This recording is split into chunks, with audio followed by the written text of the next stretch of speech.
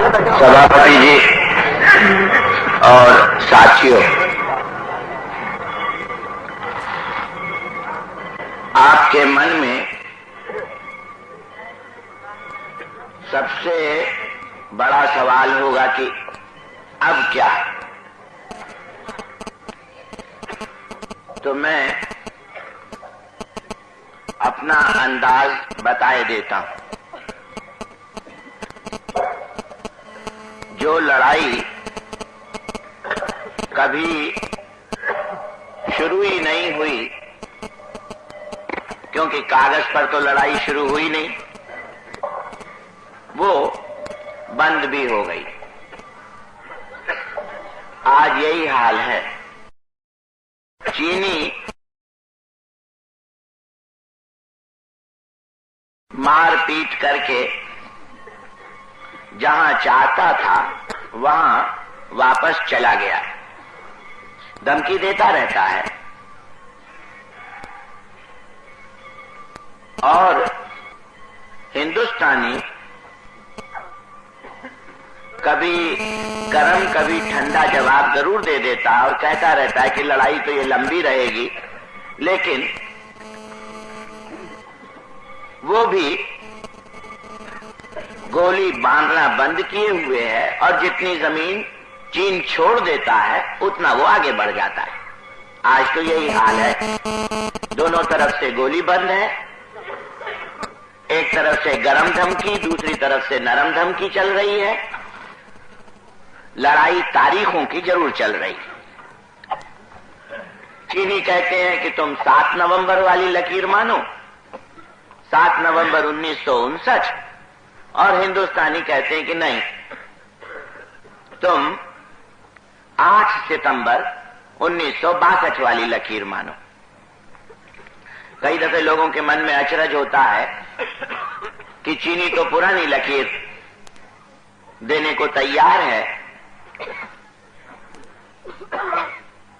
और हिंदुस्तानी नई लकीर मांग रहा है। तो उसका कारण यह है कि 59 से 62 में अपनी कुछ जमीन जो सूनी पड़ी हुई थी उस पर कुछ एक आध चौकियां बना दी थी, वो अपनी ही जमीन है। तो ये 8 सितंबर और 7 नवंबर की लड़ाई रह गई, तारीखों की लड़ाई। खैर, इस पर तो आप लोगों ने सुन ही लिया। साफ सीधी तारीख कौन सी होगी? जिस दिन हम लोग आजाद हुए।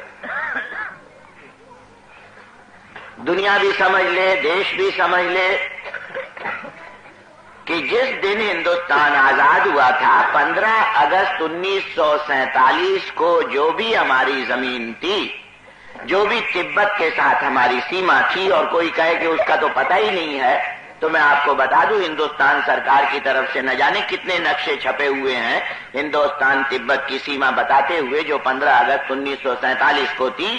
तो हमको इन तारीखों की लड़ाई में बिल्कुल एक साफ बोली बोलनी चाहिए कि हमें और कोई तारीख पसंद नहीं, हमें तो 15 अगस्त 1947 पसंद है, जिस दिन हम आजाद हुए थे।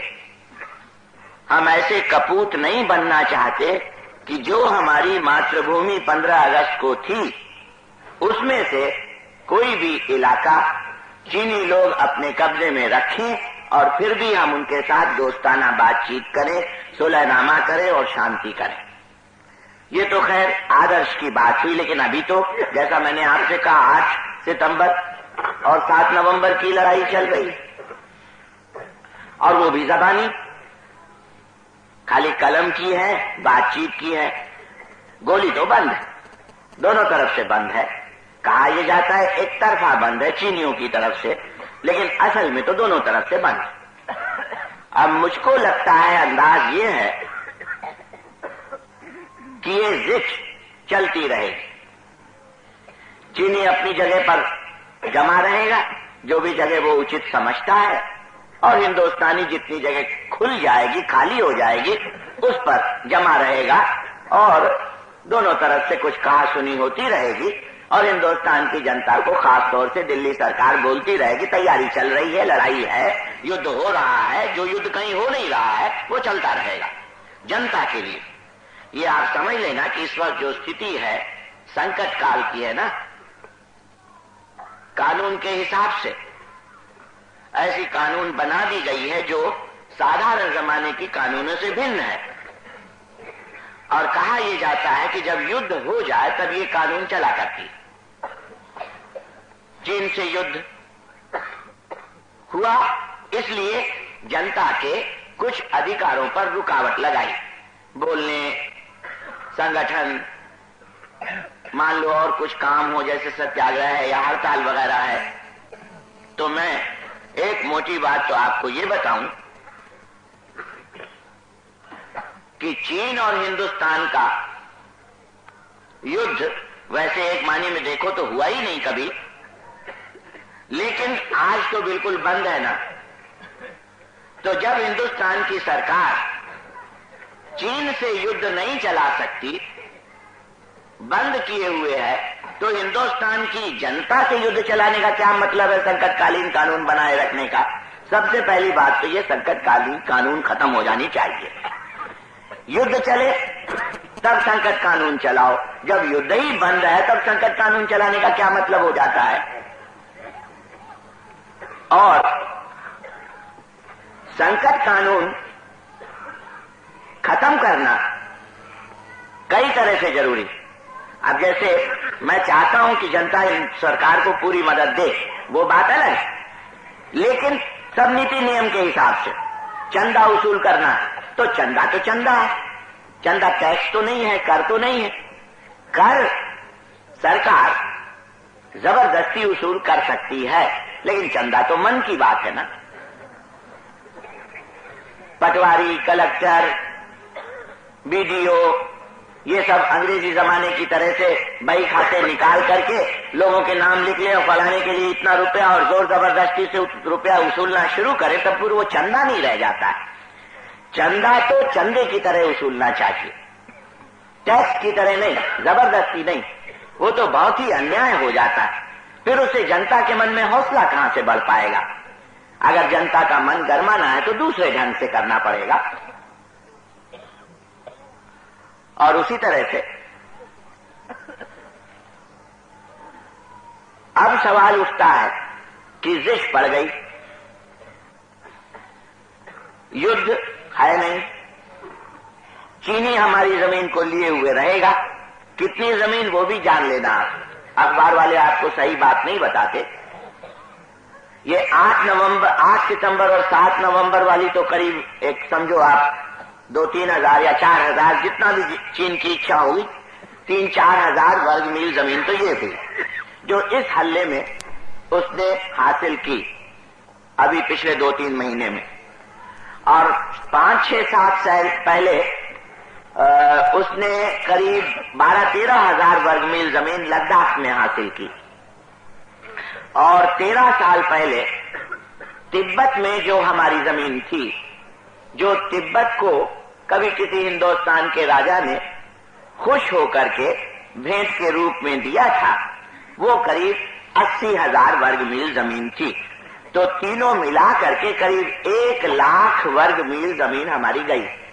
एक 13 बरस पहले तिब्बत वाले युद्ध में, और दूसरे लद्दाख वाले में 5-6 बरस पहले, और तीसरे अभी इन 3 महीनों में। तो ये जमीन गई। अब इस जमीन को वापस लेने का सवाल कागज पर रहेगा, भाषणों में रहेगा। कांग्रेस वाले भी कहेंगे बड़े जोर से कि जब तक 1-1 इंच जमीन से चीनी सिपाही को हम नहीं निकाल देते तब तक चैन की नींद नहीं सोएंगे, ऐसी बोली बोलेंगे, चैन की नींद।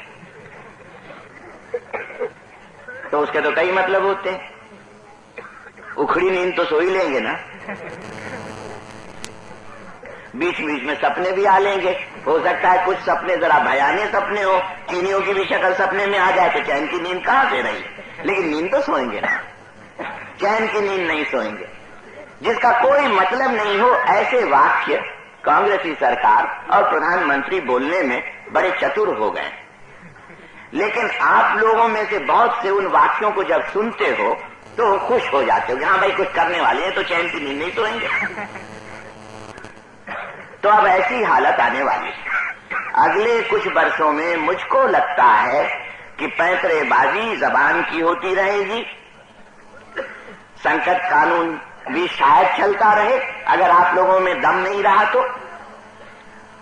तैयारी के नाम पर 50 तरह के अत्याचार अनाचार भी चलते रहेंगे।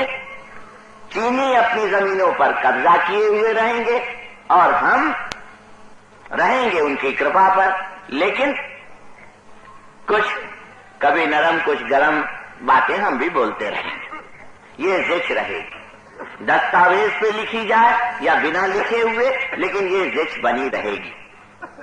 अब इस हालत में आप लोगों को क्या करना है, यही असली बात है। क्योंकि सरकार को कुछ कहना तो फिजूल है ना। सरकार से अब मेरे जैसा आदमी ये आशा नहीं करता कि वो अगले 3, 4, 5, 6 बरस में इस जिच को खोलने का कोई भी मजबूत काम कर सके। तो अब जनता इस जिच को खोल सकती। अगर हिंदुस्तान की जनता इस मसले को सोच समझ करके अपना दिमाग खुद ठीक करे पहले तो कि क्या करना चाहिए, और तब सरकार को कहे देखो इस रास्ते पर तुम चलो। अगर सरकार चले अच्छा, और नहीं तो फिर उस सरकार को हटा करके कोई और सरकार ला करके हिंदुस्तान को सही रास्ते पर ले चल करके अपनी प्रतिष्ठा भी थोड़ी बहुत वापस ले, अपनी जमीन भी वापस ले, और इन सब के लिए जो बड़ी जरूरत है हिंदुस्तान के 45 करोड़ में जान डाले। क्योंकि जब 45 करोड़ में जान आएगी तभी तो अपनी जमीनें वापस हो सकती है ना। आज हिंदुस्तान में और दूसरे देशों में फर्क यही रह गया। क्यों हम पिछड़ गए, क्यों हम कट जाते हैं, क्यों जमीनें हमारी छोड़नी पड़ती हैं, और आखिर तो अभी बातें साफ नहीं हो रही हैं। लेकिन एक चीज पर तो ध्यान देना ही है कि सेला दर्रा हमारे 15,000 से भी ज्यादा सिपाही थे। तो 15,000 आदमी कोई गाजर मूली तो है नहीं, 15,000 है ना, सिपाही है, बंदूक वाले हैं। और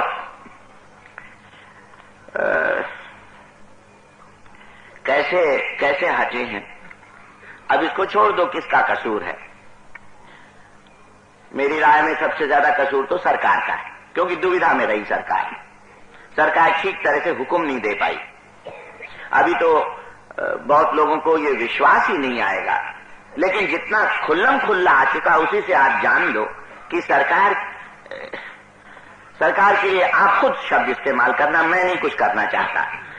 जब प्रधानमंत्री साहब कोलंबो जा रहे थे अक्टूबर के मध्य में, तब उन्होंने खाली पलटन को नहीं, खाली हिंदुस्तान की जनता को नहीं, सारे दुनिया को ऐलान करके अपना हुक्म सुनाया कि मैंने हिंदुस्तानी पलटन को हुक्म दे दिया कि वो चीनियों को खदेड़ दे। इसको मत भूल जाना। जितने अखबार, रेडियो, सभा, कांग्रेसी, सरकारी नौकर, पढ़े लिखे लोग इस एक वाक्य को भुलवा देना चाहेंगे। के नाम ऐलान कर दिया था, कि खुला ऐलान किया था कि मैं हिंदुस्तानी पलटन को हुक्म दे चुका हूं कि चीनियों को खदेड़ दे। तो इस संबंध में एक चीज तो जरूर आप याद रखना, क्योंकि जासूसी बहुत बड़ी चीज। दुश्मन की पलटन कहां है, कितनी है, कभी खत्ता कि कोई इत्तला नहीं रखोगे तो क्या होगा। जासूसी के मामले में जब प्रधानमंत्री से लोकसभा में कहा गया तो उन्होंने कहा कि जितना हमारे पास धन है उसके हिसाब की तो जासूसी थी, हमको पता था, ये पता था हजरत को। अक्टूबर के मध्य में दे रहे हैं चीनियों को खदेड़ो।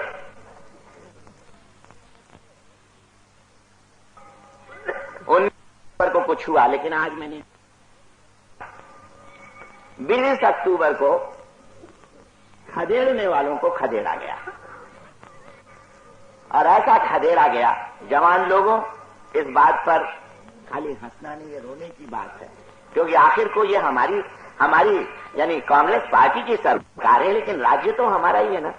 शर्म आती तो हम सबको आती है, बल्कि सच पूछो दिल्ली की सरकार तो बेशर्म है, उसको शर्म करने की क्या जरूरत। लेकिन हमको शर्म आनी चाहिए कि क्या हम कितना गिर गए कि 20 तारीख को जो हम खदेड़े जाते हैं, खदेड़े और फिर तो सारा किस्सा आप जानते हो, किस तरह से रोना होता है, फिर हंसना होता है, छन में रोना, छन में हंसना करते कराते ऐसी नौबत आ जाती है कि जब सेला और बमदिला में हमारे लोग भागते हैं तो ये समझो आप सिर्फ 4 या 5 दिन में चीनी पलटन उन पहाड़ी इलाकों में, ऊंची नीची जमीन, उनमें बिल्कुल जैसे कोई मटर गश्ती के लिए निकला हो, एक घूमने के लिए निकला हो। जैसे आप लोग कहीं जाते हो दृश्य देखने या आराम करने, तो इस तरह से चीनी सिपाही करीब 150 या 250 मील 5 मील में चला आया। ये 5 दिन में 150, तो यानी 30 मील 35 मील रोज के हिसाब से, तो वो कोई लड़ाई थी? जब पलटन 30-35 मील रोज के हिसाब से आगे बढ़े तो समझना चाहिए कि उसके लिए जनता या सेना या परदेशी या दुश्मन लोग बहुत आओ भगत से न सिर्फ कह रहे हैं आओ महाराज, बल्कि उनके रास्ते में जो थोड़े बहुत रोड़े ओड़े हैं उनको साफ कर रहे हैं। ऐसी हालत हमारी हो गई। सेला से 15,000 आदमी दौड़ करके भागे, ऐसा भागे हैं कि मालूम होता है कि अब क्या। खैर, तो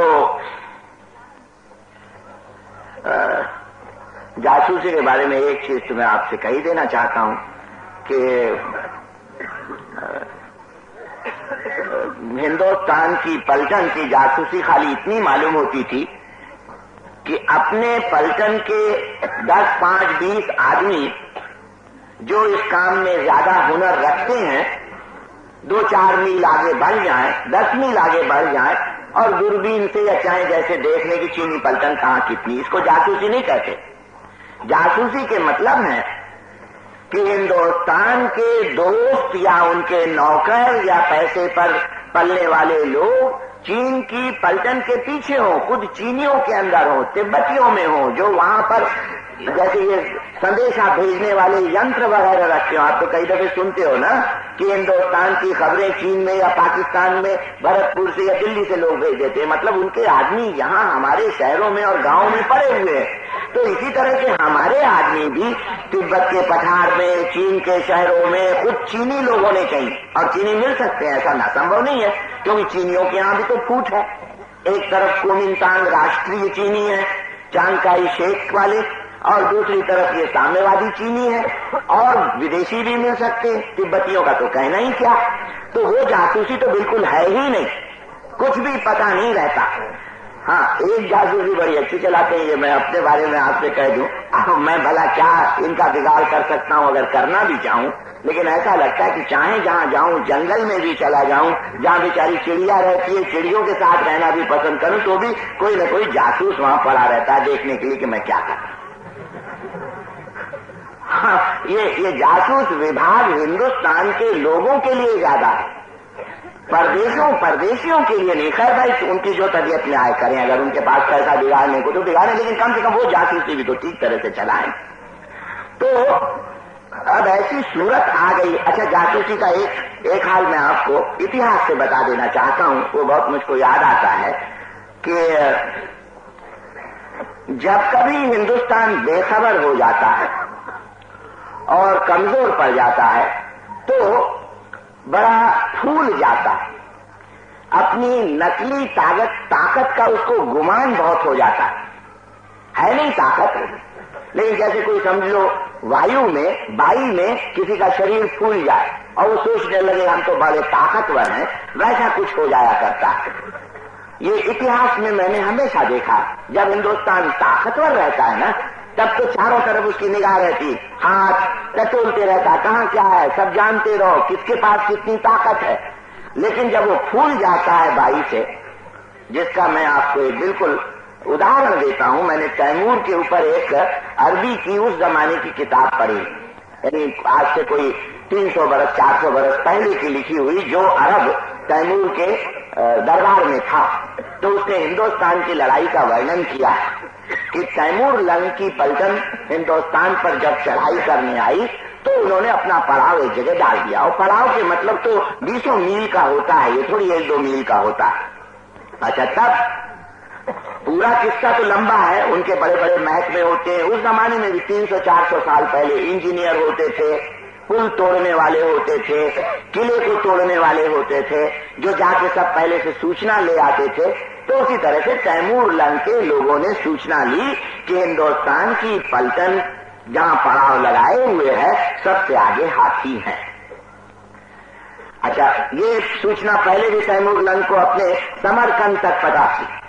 वहां पर उसने अपनी पलटन को दिखला दिया था कि हाथी कैसे होते हैं, घबरा मत जाना, उनकी शक्ल वगैरह देख करके कितनी आसानी से वो काबू किए जाते हैं, ये सब चलता रहता है। क्योंकि जब लड़ाई करनी होती है तो सालों पहले से दुश्मन की ताकत का अंदाजा और पता और शक्ल अपनी पलटन को भी दे देना पड़ता, तो वो सब उन लोगों को मालूम था। अब क्या करेंगे, तो हाथी बहुत ज्यादा आ गए हिंदुस्तान की पलटन में। तैमूर लंग की पलटन कुछ घबराई भी। तैमूर लंग ने रातों रात ये लोहे का, समझो जैसे हाथी का जितना पैर होता है ना, उतना ही चौड़ा और कांटे वाला, लोहे का कांटे वाला कुछ एक पंजा सा बनाया, या समझो कमल का फूल जैसे होता है, तो नोकीले कांटों वाला कमल का फूल लोहे का, और हजारों की तादाद में। और जहां दोनों पड़ावों के बीच जमीन थी वहां वो बिछा दिए इस ढंग से कि हिंदुस्तानी पलटन को कुछ पता न चले। और हिंदुस्तानी सेनापति, हिंदुस्तानी पलटन तो वायु से फूले हुए थे, उनको अपने हाथियों के घमंड था। वो भला क्यों ढूंढने लगे कि दुश्मन की पलटन क्या कर रही है। जिस तरह से मध्य अक्टूबर में ऐलान कर दिया खदेड़ो चीनियों को, उसी तरह से उस वक्त का भी जो कोई राजा उसने कहा बोलो हल्ला तैमूर लंग के ऊपर, और बोल दिया। हाथी आगे बढ़ गए, और जब नोकीले कांटों ने हाथी के पैर को छीलना शुरू किया तो हाथी चिंगारने लगे, बजाय तैमूर लंग के ऊपर टूटने के अपनी पलटन के ऊपर टूट पड़े। ये कोई नई चीज नहीं हो रही, बड़ी बड़ी पुरानी चीजें। तो खैर आपको मैं सिर्फ ये एक किस्सा तो यही कह के खत्म करता हूं, बहुत सावधान हो जाना। हम बड़ी वायु में फूले हुए हैं, बहुत गलत गलत बातें आपको बताई जा रही हैं कि हिंदुस्तान ने तरक्की कर ली, खेती की तरक्की की, कारखानों की तरक्की की, ये सब गलत बात। असल में ये दिल्ली सरकार को कुछ तकदीर के फायदे मिले हुए ऐसा लगता है। तकदीर माने कोई ईश्वर वगैरह मत समझ लेना, कुछ युग ऐसा हम लोग इतने कमजोर हैं, नालायक हैं, सड़े हुए हैं, पुराना पाप ढो रहे हैं कि दिल्ली सरकार को कुछ मौका मिल जाता है। एक तो आप साथ ही देख रहे हो कि हम लोग बहुत से झुंड में बटे हुए, जात के हिसाब से, धर्म के हिसाब से, सूबे के हिसाब से अलग अलग हमारे झुंड हैं। इतने अलग हैं कि कोई सरकार चाहे तो पारी पारी अदला बदली इन झुंडों को खुश कर सकती, हमेशा कोई न कोई उसका तरफदार रहेगा। अब जैसे मान लो मैं भी कोई नीच सरकार हूं तो फिर एक झुंड उधर है, चलो ऐसा कोई आज काम कर दिया जिससे वो झुंड खुश हो गया, कोई बात नहीं, ये झुंड नाराज है। और जब मुसीबत आने लग गई तो मैंने उस झुंड को तो थोड़ा अलग रखा, इस झुंड के लिए थोड़ा सा काम कर दिया, ये खुश हो गया, चलो अब इसकी भी तरफदारी मिल गई। तो हमारे देश में जनता इतनी बची हुई है कि कोई न कोई तरफदारी करने वाला मिल ही जाएगा। अब जैसे चीन वाला मामला बहुत जोर पकड़ गया ना, तो कश्मीर वाले मामले की मदद मिल गई पंडित नेहरू को, कोई न कोई तो मिल ही जाएगा ना। देखो कैसे ये, इसमें चालाकी होने की कुछ नहीं है।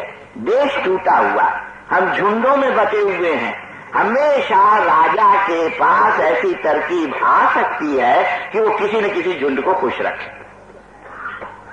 चीन को लेकर के हिंदुस्तान की जनता फिरंच हो रही थी, ये बात सही है कि ये मामला अंग्रेज और अमरीकियों ने और पाकिस्तान के लोगों ने जोर जबरदस्ती करके हिंदुस्तान के आंखों के सामने लाया। अगर हिंदुस्तान खुद इस मामले को हल करता तो बड़ा अच्छा होता, लेकिन उतनी अकल तो थी नहीं। 5-7 साल से हम लोग चिल्ला रहे थे कि हिंदुस्तान पाकिस्तान ठीक करो, उत्तर की सीमा पे दोनों दरवाजे खोल के मत रखो, एक दरवाजा बंद करो। जिस दरवाजे को आप ज्यादा खतरनाक समझते हो उसको मजबूत बनाने के लिए दूसरा दरवाजा बंद करो। अगर पाकिस्तान वाले को ज्यादा खतरनाक समझते हो चीन के साथ समझौता करो थोड़ा झुक करके। अगर चीन को ज्यादा खतरनाक समझते हो तो पाकिस्तान के साथ समझौता करो थोड़ा झुक करके। और मेरी राय तो बिल्कुल साफ थी, ये तो मैं 5-7 साल से चिल्ला रहा हूं कि पाकिस्तान और हिंदुस्तान कभी एक थे और अच्छा काम किया जाए तो शायद फिर से कभी एक हो सकते हैं। ये भरोसा पहले तो मन में लाना चाहिए। बड़ा मुश्किल बंटवारा हो गया, दोनों तरफ के मन फट चुके हैं, खासतौर से नेता लोग। लेकिन आज मैं एक चीज आपको बता देना चाहता हूं, जो बंटवारा हुआ इसका क्या कारण रहा। खाली हिंदू मुसलमान का फर्क था ये बात नहीं, या 1000 बरस के इतिहास की खराबियां थी यही बात खाली नहीं, ये भी है, ये तो बुनियादी कारण नहीं। लेकिन सबसे बड़ा वक्ती कारण ये हो गया कि कांग्रेस पार्टी और मुस्लिम लीग के नेता संपूर्ण स्वतंत्र बन करके पूरी ताकत से राज करना चाहते थे, एक दूसरे में दखल नहीं। तो नतीजा हुआ कि जब मिल करके 3-4 महीनों के लिए सरकार बनी तो दोनों के दिल उखड़ने लगे। उधर उस जमाने में कौन थे, पंडित नेहरू और सरदार पटेल। 3 महीने का जो इनको अनुभव हुआ लियाकत अली खां के साथ काम करने का, तो इन्होंने फैसला किया कि भाई चाहे देश थोड़ा सा टूट जाए लेकिन खुद मुख्तार बन के परम स्वतंत्र बन करके अपने इलाके में राज करना अच्छा होता है। तो इस बात को मत भूल जाना कि बंटवारे का एक कारण ये भी था कि ये दोनों पार्टियां, कांग्रेस पार्टी और मुस्लिम लीग, अपने अपने इलाके में परम स्वतंत्र और खुद मुख्तार और पूरी ताकत से राज करने की लालच से तैयार हो गए देश का बंटवारा करने के लिए। अब तो दोनों तरफ की जनता ने कम से कम इस चीज को भुगता है, सहा है, कुछ दिमाग खुला है। तो मेरे मन को ये भरोसा है कि चाहे सरकारें इस मामले को न समझें, जनता कम से कम अगर अपना युग बहुत खराब नहीं रहा तो कभी न कभी समझेगी। कश्मीर का मामला मैं अलग से हल करना पसंद नहीं करता। अगर मुझसे कोई पूछता क्या करोगे कश्मीर के मामले में, तो मैं पहले जवाब देता हूं कि हिंदुस्तान पाकिस्तान के मामले में क्या करो। अगर उस मामले में कुछ करने को तैयार हो तो चलो पकड़ के कश्मीर का भी सोच लेंगे, संयुक्त बंगाल का भी सोच लेंगे, और कोई होगा वो भी सोच लेंगे। पहले हमको जवाब दो हिंदुस्तान पाकिस्तान के मामले में क्या करोगे। और मेरा जवाब बिल्कुल साफ है कि इन दोनों को फिर से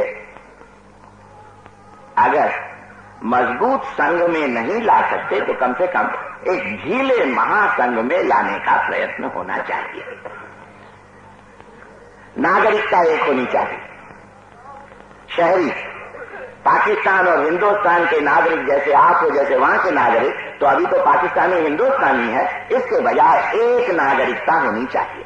और कोई चीज हो या न हो लेकिन एक नागरिकता। और एक नागरिकता के साथ साथ दोनों देशों के विदेशी और पलटनी मामलों का कब्जा, चाहे कब्जे के अलावा और जो चीजें होती शुरू में मान लो ढीला ढाला काम रहे, लेकिन कब्जा नीति का नियंत्रण हिंद पाक महासंघ के जरिए होना चाहिए। अगर महासंघ बन जाता है तो फिर उसके बाद कश्मीर और श्रीनगर घाटी और संयुक्त बंगाल, ये सब ऐसे सवाल हैं कि जिनके बारे में हल करने में मुझको कोई अड़चन नहीं दिखाई पड़ती है। श्रीनगर घाटी हिंदुस्तान में रहे, पाकिस्तान में जाए, हिंद पाकिस्तान महासंघ की एक इकाई बने, ये सब ऐसे सवाल हैं कि जो थोड़ी बहुत सद्भावना के साथ हल किए जा सकते हैं। लेकिन शर्त यह है कि अब ये टूटा हुआ मुल्क फिर से एक बन जाए, तब ये सब चीजें हल हों। अब इस दृष्टि को अगर आप सामने रखते हो तब तो बाकी चीजें ठीक ठाक हो जाती है ना। लेकिन इस दृष्टि से जब सामने हो तब ना, अभी तो मौका मिल जाता है दिल्ली सरकार को। चीन के मामले में जनता नाराज हुई, चलो कश्मीर का मामला उठ खड़ा हुआ, इसको लेकर के अब दिल्ली की सरकार ऐसे शब्द बोलेगी, ऐसी गर्मी दिखाएगी कि जो कट्टर किस्म के हिंदू हैं उनकी मदद मिल जाएगी। चलो ठीक, कोई ना कोई तो दिल्ली सरकार को मिल ही जाएगा। कभी पाकिस्तान का मामला उठा दो, कभी कश्मीर का उठा दो, कभी लद्दाख का उठा दो, कभी और कुछ कर दो, कोई न कोई सवाल लेकर के जनता की हमदर्दी को हासिल करने का मौका ये कोई चतुराई नहीं है सरकार की। मौका मिल जाता क्योंकि हम बटे हुए हैं इतने तबकों में और गिरोहों में, ये मौका नहीं देना चाहिए। अगर मान लो किसी की और भी कोई राय हो तो मैं आपसे कहूंगा कि एक गरीब आदमी के लिए चाहे ये सही हो कि रोज कुआं खोदो और पानी पियो, लेकिन सरकार जब ऐसा काम करने लगती है तो निहायत गंदी और देश के साथ गद्दारी करने वाली सरकार होती है।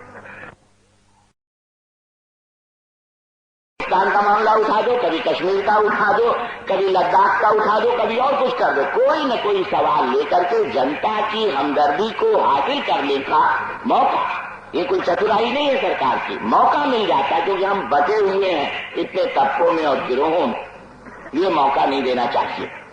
अगर मान लो किसी की और भी कोई राय हो तो मैं आपसे कहूंगा कि एक गरीब आदमी के लिए चाहे ये सही हो कि रोज कुआं खोदो और पानी पियो, लेकिन सरकार जब ऐसा काम करने लगती है तो निहायत गंदी और देश के साथ गद्दारी करने वाली सरकार होती है। रोज कुआं खोदो, आज लद्दाख का मामला है तो लद्दाख के लिए कुआं खोदो, कल कश्मीर का मामला है तो कश्मीर के लिए कुआं खोदो, परसों अफगानिस्तान का, नरसों लंका का या बर्मा का, तो उसके लिए अलग से कुआं खोदो। सरकारें ऐसे नहीं काम किया करती, सरकार पहले से कुआं खोद करके रखती है। अगर मैं मिसाल थोड़ी सी और बदल दूं, जब आग लग जाए तब कुआं खोदो तो क्या नतीजा होगा। और हिंदुस्तान की सरकार देशी और विदेशी दोनों मामलों में आग लग जाने के बाद कुआं खोदने की कोशिश करती है, जिसका नतीजा होगा कि देश जरूर उस आग में झुलसेगा। तो एक चीज तो आप ये ध्यान देना, और हिंद पाकिस्तान के मामले में खाली इतना ही कहूंगा, आज चीन वाले बड़ा छाती तान करके कहते हैं कि हम तो 60 करोड़। इस वक्त हिंदुस्तान पाकिस्तान के लोग तो बटे हुए हैं, खाली हिंदुस्तान पाकिस्तान के हिसाब से नहीं, और भी हिंदू मुसलमान जात के हिसाब से दिमाग में हम लोगों के कूड़े हैं। आज हिंदू दिमाग और मुसलमान दिमाग दोनों के अंदर कम या ज्यादा कूड़ा पड़ा हुआ है, और दिमाग को भी झाड़ू देनी पड़ती, खाली जमीन पर झाड़ू नहीं लगती। आप लोग तो किससे कहानी वो सूर तुलसी कबीर का तो जानते हो, तो कबीर तो कहा करता आप अपनी खोपड़ी को चीर दो, और वो तो कबीर का कहना तो और है कि क्या वो शीश उतारे भूई धरे तापे राखे पैर वगैरह वगैरह, तो शीश को अपने खोपड़ी को काट लो, काटो, कल चक्कू से मत काट लेना बैठे बैठे, और उसको उलट के देखो कि उसके अंदर कौन कौन सी चीजें भरी हुई, फिर जरा उसको साफ करो दिमाग की झाड़ू से, जो खराब चीजें उनको निकालो। ये मैं हिंदू मुसलमान दोनों को कहता हूं। ये काम अगर हमारा शुरू हो जाए तब मुझे यह संभव नहीं दिखता कि आज नहीं कल या अपने जीवन काल में, या जो नौजवान लोग बैठे हुए हैं उनके जीवन काल में हिंद पाक महासंघ बने, और तब आप लोग भी थोड़ी सी छाती तान के कह सकते हो चीनी तुम 60 करोड़ हो तो हम भी 60 करोड़ हैं।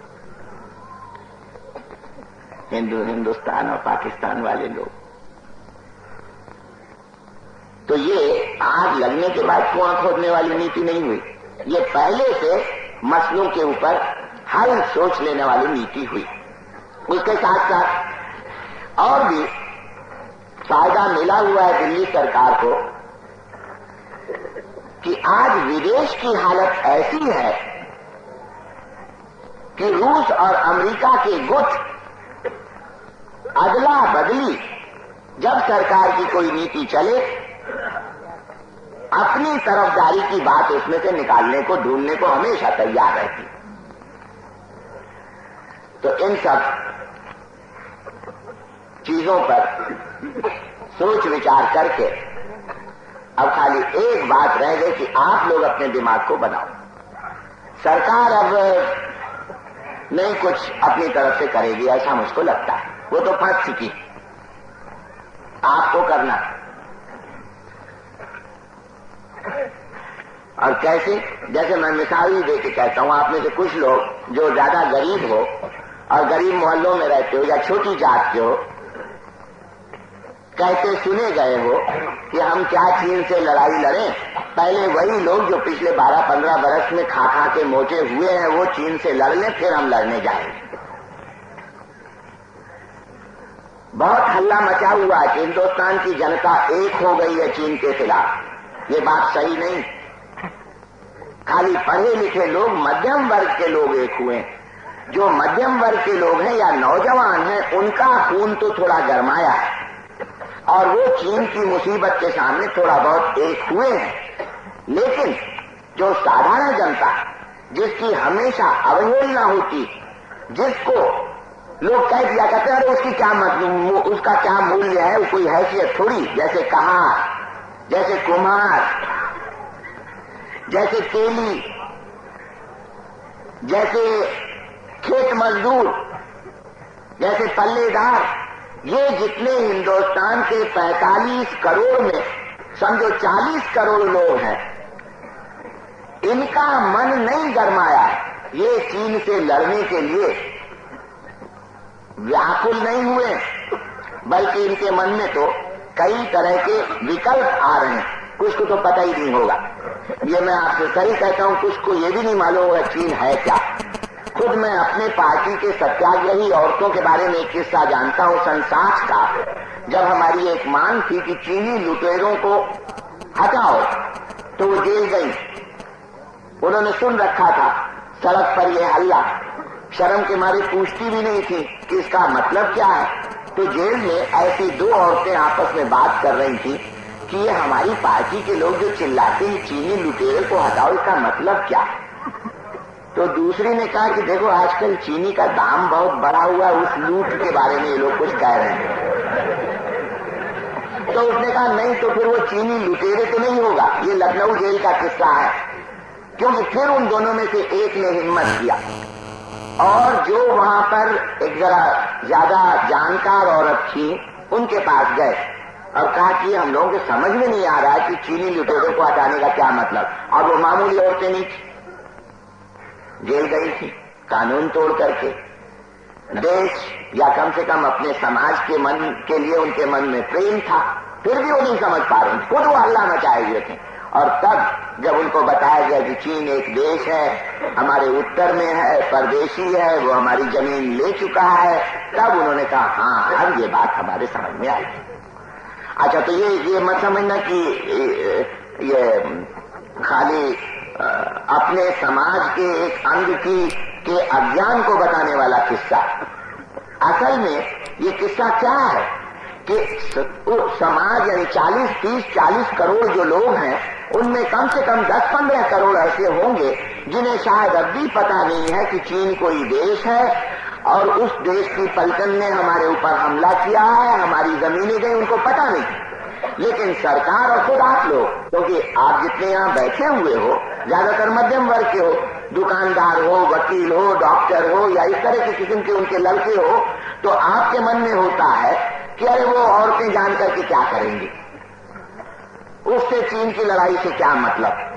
या आप समझते हो अरे वो पल्लेदार और भंगी जान करके क्या करेंगे, उनको चीन की लड़ाई से क्या मतलब। चीन की लड़ाई तो हमारे जवान लोग लड़ेंगे और जो सोचने उचने का काम है हम मध्यम वर्गीय बड़े लोग कर लेंगे। और नतीजा होगा कि चीन हमको हमेशा पीटता रहेगा, क्योंकि जो विदेश है, गोरे हैं, चीन वाले हैं, वहां पर प्रत्येक नागरिक गरमाया है।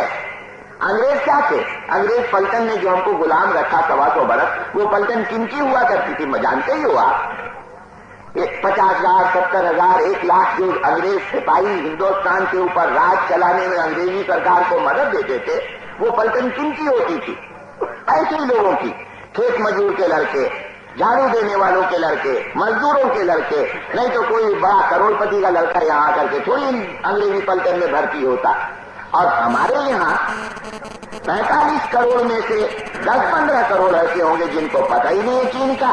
बाकी 15-20 करोड़ ऐसे होंगे जो भारत माता को थोड़ा सुन चुके हैं, अपनी मातृभूमि से प्रेम अलबत्ता करते हैं, लेकिन अगर उनको जाकर के कान में कोई ये मंत्र डाल दे, अरे क्या तुम घबरा रहे हो, चीनी आ रहा है, तो इन कांग्रेसियों को लड़ने दो ना, खा खा के ये मोटाए हैं, जब ये खत्म होंगे तब अपने भी चलेंगे। और ऐसे लोग हैं क्योंकि चीन के दोस्त यहां हैं, काफी तादाद में हैं, और वो लोग कानाफूसी करते रहते हैं। अब उन पर भी जवाब पहुंचना चाहिए। अब जितने ये नौजवान लोग हैं, मेरी तो कोई ताकत नहीं है, लेकिन मेरा बस चलता है। ये जो रक्षा समितियां वगैरह बनी हैं, या एक सरकार की तरफ से वो जनता संपर्क कमेटी बनी है, बाप ने तो सरकार की मिल्कियत ले ली है और बेटी ने जनता की मिल्कियत ले ली। आप तो जानते ही हो, दोनों महकमे अच्छी तरह से हाथ में आ गए हैं। सरकार का मालिक बाप और जनता की मालिक बेटी, और तो कोई राय नहीं। ये दोनों कमेटियां आज जो हिंदुस्तान में बनी हुई है, इनके हाथ में। अच्छा, तो खैर फिर भी मुझे क्या है, अब चलने दो। ये तो हिंदुस्तान का सचमुच मामला इतना नारकीय हो जाता है। जब मैं आपसे बोलता हूं, हालांकि कई दफे ये बातें बोलता हूं, लेकिन बोलते बोलते मन को घिन्न होने लगती, घृणा जैसे होती, जैसे कोई कूड़ा हो, बदबू आ रही हो, सड़ान हो सामने, वो और अपने ऊपर घृणा होने लगती कि अभी तक हम इतने बेबस हैं कि इस कूड़े को साफ नहीं कर पाए हैं। तो खैर एक मोटी सी बात है कि नौजवान लोग हैं, उनको भर्ती करते हो, ये कौन से वो दाएं बाएं चलाने वाली जो है राष्ट्रीय कैडेट सेना, जो थोड़ा बहुत बंदूक बंदूक भी चलाते वगैरह हैं, या और टुकड़ियां बनाते हैं। हमारे आदमी जितने हैं वो तो कर ही लेते हैं, लेकिन हम उनसे और भी कहते हैं तुम करो।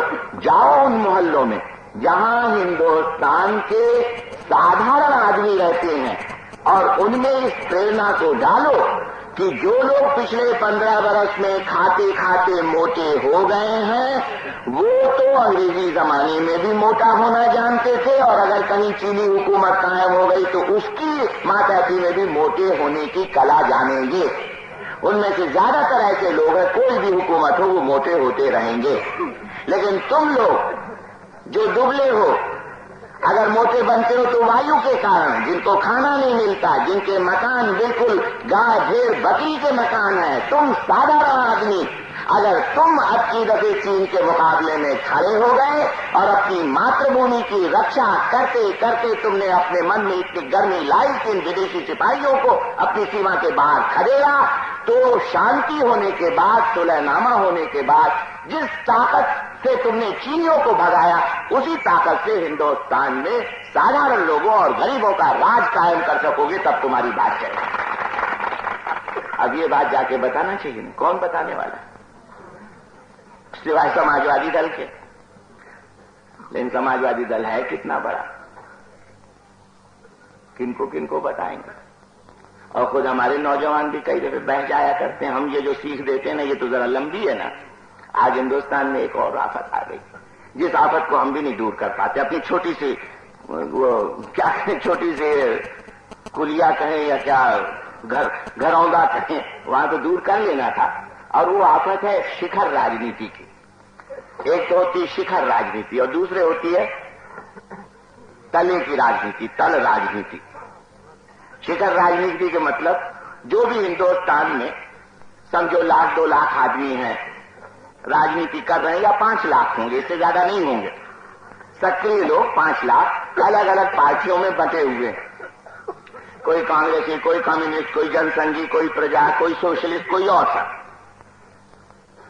अब राजनीति का मतलब हो गया कि ये लोग आपस में ही घूर फिर अदला बदली बातचीत उठना बैठना चलाते हैं। जनता के साथ बहुत कम और मामूली संपर्क रह गया है।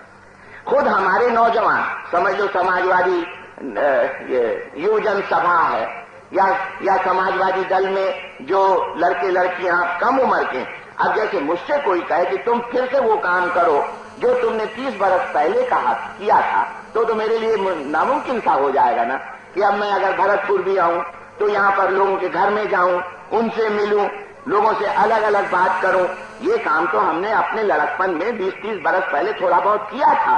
दरी भी बिछाना हुआ तो क्या था, दरी तो अभी बिछाते हैं हमारे नौजवान लोग, लेकिन लोगों के घर में जाना, बच्चों के स्कूल में जाना, मोहल्लों में जाना, अलग अलग लोगों से अलग अलग बात करना, आमने सामने। अब जैसे अब मैं आपसे बात कर रहा हूं, ये तो सभा की बातचीत है ना, तो सभा की बातचीत का वो असर नहीं पड़ा करता जो कि आमने सामने 2-3 आदमियों का पड़ जाया करता।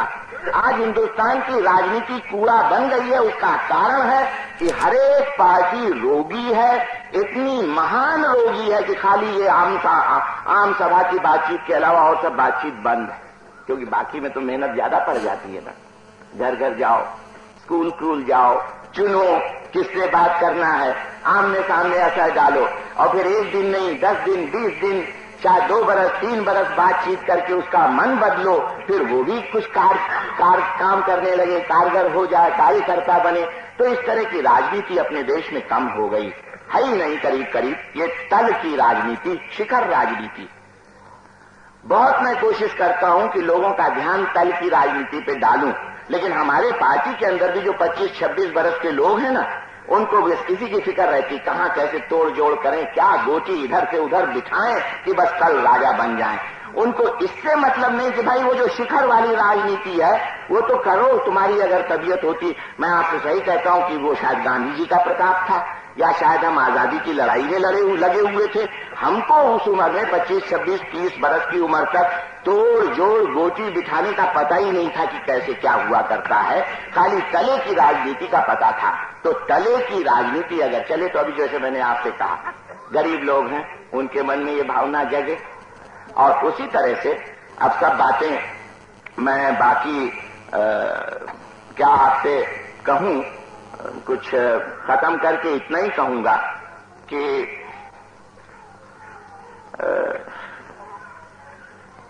इन सब चीजों पर सोच विचार करके आप अपना मन मजबूत करो। आप हिंदुस्तान की जनता, भरतपुर की जनता, कुछ मोटी मोटी बातें दिमाग में तय करो कि क्या होना चाहिए। अब नंबर 1 बात तो बिल्कुल साफ है कि हिंदुस्तान के साधारण लोगों को गरमाना चाहिए।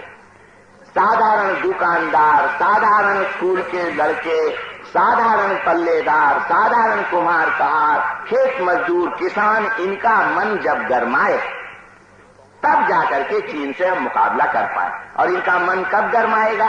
जब क्रांतिकारी बातें होंगी और क्रांतिकारी चित्र सामने आएगा कि अब की दफे हिंदुस्तान को जरूर बदलेंगे। जैसे चीन से लड़ाई में जीते, उसके बाद ये हिंदुस्तान बड़े लोगों का और अमीरों का नहीं रहेगा, ये हिंदुस्तान गरीबों का और साधारण लोगों का हो जाएगा। मान लो थोड़ी देर के लिए, अब तो खैर युद्ध है नहीं, मैं पहले कह दिया करता था कि हड़ताल बंद, सत्याग्रह बंद, लेकिन सच पूछो अब उतना जोर से नहीं कहूंगा क्योंकि युद्ध है ही नहीं। और अगले 2-3 महीने, शायद 2-3 महीने भी इंतजार नहीं करूं, लेकिन अगर 2-3 महीने करना पड़ गया और ये जिद चलती रही, लड़ाई बंद रही, तो फिर मैं आपको अभी से कह देता हूं, फिर हमको हड़ताल और सत्याग्रह बंद करने का कोई कारण नहीं दिखाई पड़ता। फिर तो जनता की लड़ाई, गरीब और साधारण लोगों की लड़ाई चलनी चाहिए ना। अगर कोई टैक्स है, अन्याय से चल रहे हैं, पैसा फिजूल खर्ची में खर्च हो रहा है, सरकार बदमाशी कर रही है, सारे देश को बिगाड़ रही, तब उसका मुकाबला तो करना ही पड़ेगा। ये खाली कागज पे लिख दिया इन्होंने चीन से लड़ाई चल रही, लड़ाई है ही नहीं, तो ये बहाना करते करते जिसको ये शायद 5-10 बरस भी चला दे, कहे हाँ हम तैयारी कर रहे हैं, तैयारी तो घर में बैठे हुए कर रहे हो ऐसी, तो वो तो नहीं चल सकेगा। तो सबसे पहली चीज है साधारण जनता के मन को गरमाना। दूसरे नंबर चीज है हिंदुस्तान की सीमा 15 अगस्त 1947 जो थी वो हमको वापस मिले। तीसरे नंबर चीज है कि तिब्बत आजाद कराया जाए। चौथे नंबर चीज है कि पूरे हिमालय के लिए जिम्मेदारी और जो जम्बू द्वीप, लाओ, कंबोडिया वगैरह है उसके लिए चिंता रहे। पांचवें नंबर चीज जो हमारी विदेशी नीति है वो सचमुच बिन लगाव वाली बने, आज की जैसी नहीं अदला बदली सेवा वाली। इस तरह से कुछ बातें आपके सामने समाजवादी दल ने रखी हैं, उनके ऊपर आप सोच विचार करके उसके अनुरूप मन बनाओ। और जब आपका मन बन जाए, जगह जगह पर हिमालय बचाओ सम्मेलन भी हुए हैं, वो तो खैर समाजवादी के खाली नहीं है, जो इन बातों को मानते उनके हैं। इस वक्त तो मुझे वो कसम याद नहीं, कसम क्या, प्रतिज्ञा, एक प्रतिज्ञा हिमालय बचाओ सम्मेलन में एक वचन पास, संकल्प जैसा पास हुआ था कि जो उस संकल्प के ऊपर अंगूठा लगा दे या दस्तखत करे वो हिमालय बचाओ सम्मेलन का सदस्य बन सकता है।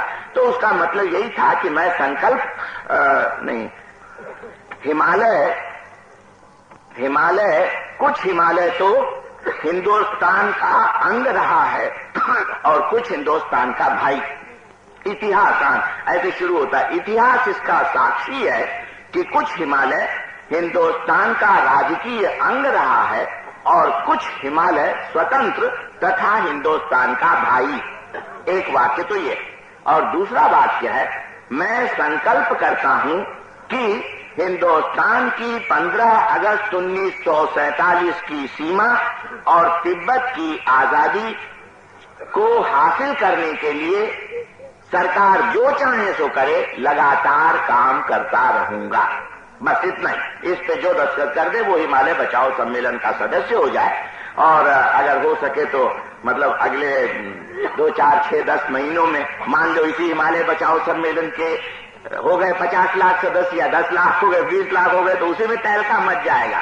क्योंकि दिल्ली की सरकार जितना भी अपने को घमंडी समझती हो, लेकिन खड़ी है सुई के नोक पर ही।